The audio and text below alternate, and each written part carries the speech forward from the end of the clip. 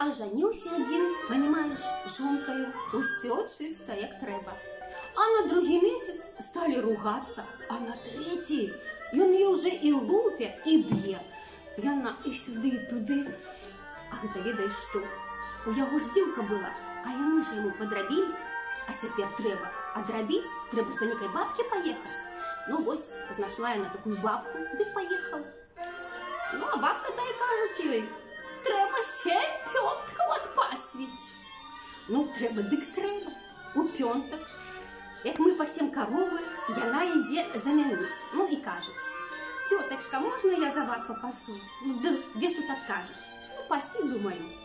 Адпасіла яна 7 пёнткаў. Дык ж нічога ж не памагло, і ўсё раўно і лупяцца, і б'юцца. А тут недалёка ад леса жыў у нас адзін старычок. Адзін жыў, правда, меў жонку, але ж яна ўжо памерла была. Ну дык вось, прыйшла яна яму і жаліцца. Дядзечка, кажуць, усюды хадзіла, нідзе не памагае. Можа, ты мне хоць вады якой-нибудь зарабі. Расказала яна яму ўсё. Ну, а старычок ёй кажуць, давай, зраблю я табе, дзетка, вады. І ён зрабіў ёй вады.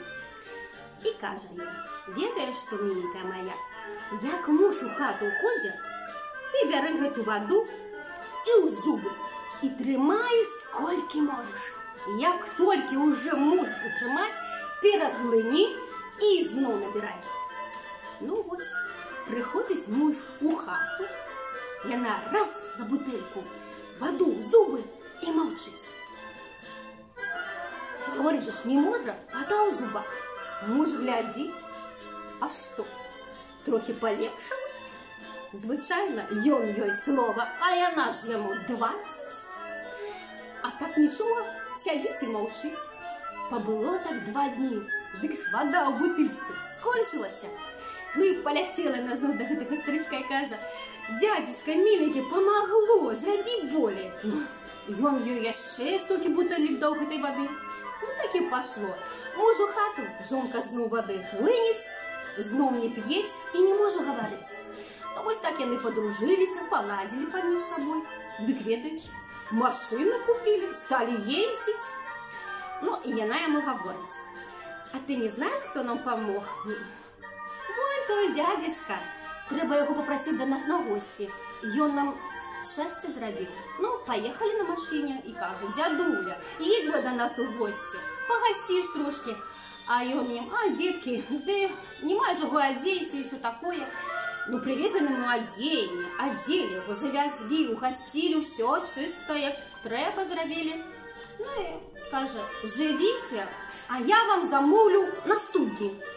Прыйшоў да студні гэты дзядзечка, памахаў рукамі, перажагнаў. Добра, кажа, будзеце жыць аж да самай смерці. І аж да самай смерці яны добра жылі, і гэтага старыка ўважалі. Дык вось, любыя маі, па нашым беларускім традыцыям маладым заўсёды даюць бутэльку поўную жыта, каб яны жылі шчасліва і заўсёды вадзіўся хлеб у хаце. Дык не забудзьце і жонцы падарыць бутэльку вады, каб яна была добрая жонка для свайго мужыка. Вось так.